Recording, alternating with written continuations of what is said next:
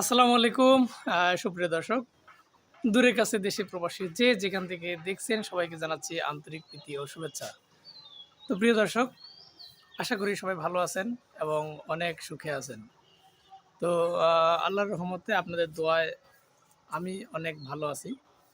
তো প্রিয় দর্শক, বরাবর মতো আমি ইসমাইল হাজির হলাম আপনাদের সাথে কিছু গল্প, কিছু কথা, কিছু আড্ডা দেওয়ার জন্য। তো প্রিয় দর্শক, আপনারা জানেন মাঝে মধ্যে আমি আপনাদের সাথে কিছু কিছু গল্পগুজব করি, মাঝে মধ্যে আড্ডা দিই এবং মাঝে মধ্যেই এসে বক বক বক বক করি। আসলে কারো পছন্দ হয়, কারো পছন্দ হয় না। আসলে একটা মানুষ সবার কাছে ভালো হতে পারে না, আর সেটাই স্বাভাবিক। আমিও কারো কাছে হয়তোবা কোনো সময় ভালো হব, কোনো সময় খারাপ হব, এটাই মেনে নেওয়ার মতো। প্রিয় দর্শক, আজকে আসলে আপনারা ভিডিও টাইটেল এবং থাম্বনেল দেখে হয়তো বুঝতে পারছেন আমি আসলে কি বিষয় নিয়ে কথা বলবো। আমি আসলে আপনাদের সাথে গল্প করি। আমি আসলে নিজে তো কোনো শিল্পী না।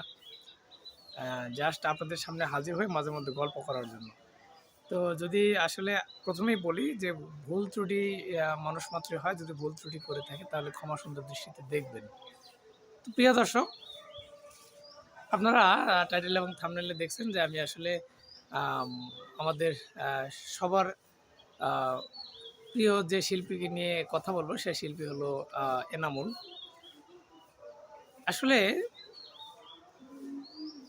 পাবনা যে মিডিয়া আছে, যে পাবনা মিডিয়াতে প্রথমত আমরা আ যে শিল্পীটাকে প্রথম দিককার মানে সবচেয়ে ভাইরাল ছিল, সে হলো এনামুল।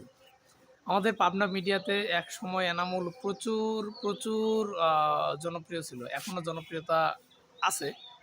আমি বলব না যে জনপ্রিয়তা নাই। এখনও অনেক জনপ্রিয়তা আছে। এনামুল সকলের প্রিয় শিল্পী। আমি আ সবাই ভালো। আমি কাউকে খারাপ কোনো সময় বলি না। কারণ ভালো না হলে দর্শক কোনো সময় চাইতো না। যদি শিল্পী হিসেবে খারাপ হতো সবাই বা কেউ, তাহলে তাকে চাইতো না, সে আ অর্ধপথে ঝরে পড়তো। তো তার মধ্যেও আ এনামুল একটু ব্যতিক্রম। আমি এনামুলের বাড়িতে গিয়েছি। আপনারা যারা আমার চ্যানেলের নিয়মিত দর্শক তারা জানেন। আসলে এনামুলের বাড়িটা হলো সে সিরাজগঞ্জ জেলায়, তারাস উপজেলায়। তো এমন একটা জায়গায় আসলে বাড়ি, ওর বাড়িতে আমরা যখন যাই তখন যে রাস্তা দিয়ে চলাচলের যে রাস্তা, মাটির রাস্তা, সেই মাটির রাস্তা দিয়ে চলার মতো উপযোগী ছিল না। তখন আমরা যাতায়াত করি সে পানি পথে। পানি দিয়ে নৌকা দিয়ে এনামুলের বাড়িতে পৌঁছাই। এনামুলের বাড়ি পর্যন্ত নৌকা যায় নাই।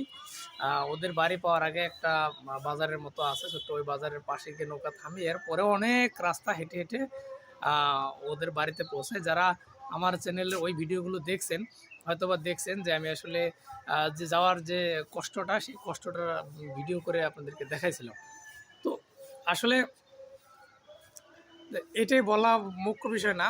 বলা হলো যে আসলে এনামুল আম সবার থেকে আলাদা। কীরকম আলাদা? এনামুল আমি মানে আমি অতটা ভালো বুঝি না। তারপরেও যেটুকু বুঝি ওইটুকুতে যে এনামুলের যে সুর, তার যে সুরের যে গানের যে টান, গানের যে সুর, যে গানের যে মানে একটা গানের যে একটা টান আছে, এতটা টান দিয়ে গান, এত সুন্দর সুরে গান অন্য কোনো শিল্পী গাইতে পারে বলে আমার জানা নাই। বিশেষ করে ছেলে শিল্পীদের মধ্যে।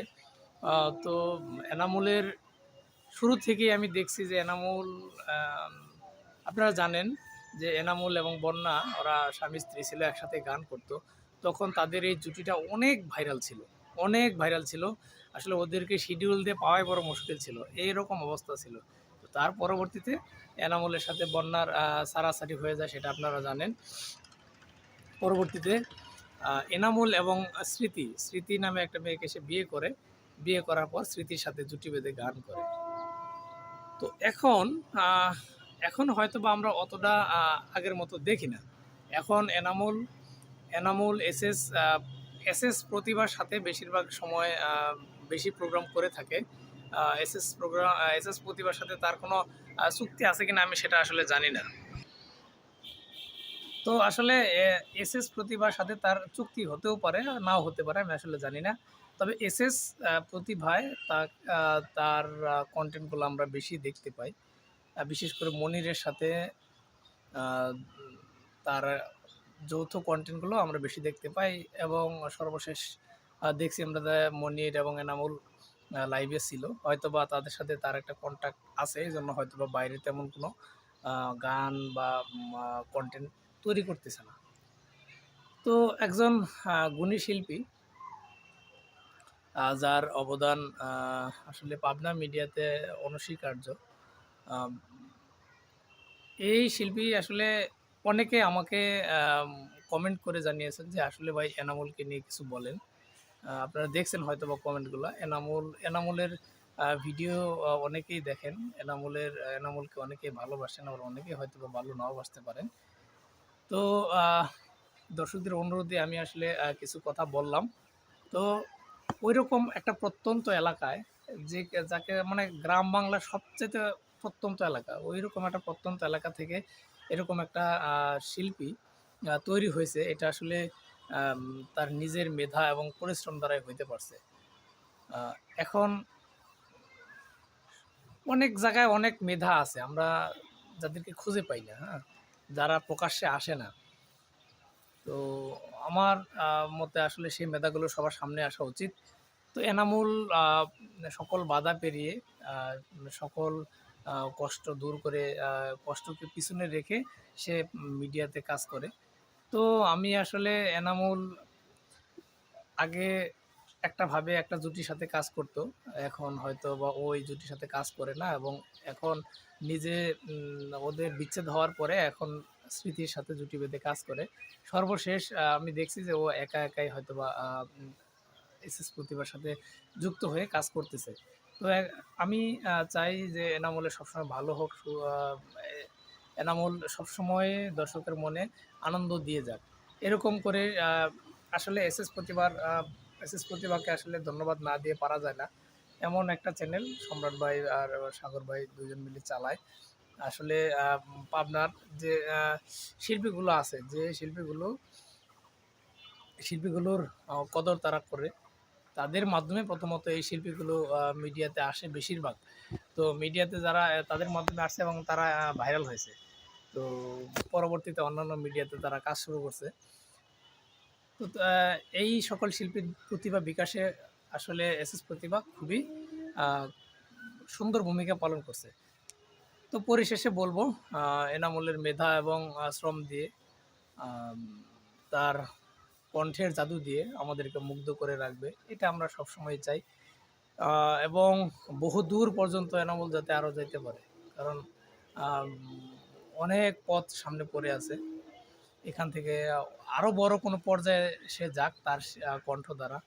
হয়তো কোনো বড় কোনো প্রতিযোগিতায় অংশগ্রহণ করলেও হয়তোবা সে ভালো কিছু করতে পারবে। এটা আমার আশা থাকবে। তো এটুকুই বলার ছিল। যদি কথায় কোনো ভুল ত্রুটি করে থাকি, আপনারা আসলে নিজ গুণে ক্ষমা করে দিবেন। মানুষ মাত্রই ভুল হয়। আমি আসলে ভুল করতেই পারি।